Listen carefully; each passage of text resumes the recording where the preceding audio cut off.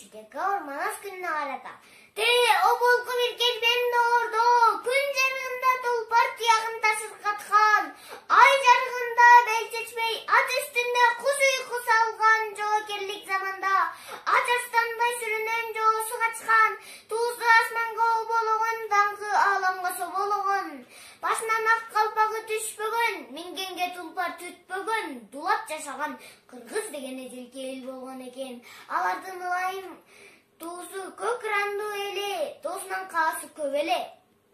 Эй, пайзак балам сүйүнчү, бүгүн сенин багыңа астан тулган сергелди, оң колуңда караган, кармай түштү Эрманас, сол колуңда сары алтын, уштай түштү Эрманас, көргөндүн көзү бөлүнөт, арт жагыңда балаңдын кара көк жалы көрүнөт, эрешин тартып бир болот, кары болот, шер болот, атары болот, ок болот, аламда мындай жок болот. Эй!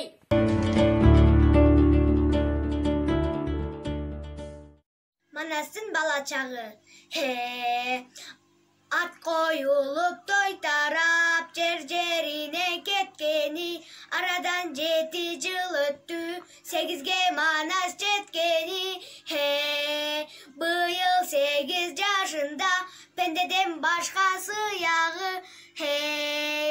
Эркелети венеси, аркалап жүрдү атасы, аркалабай не кылсын, артында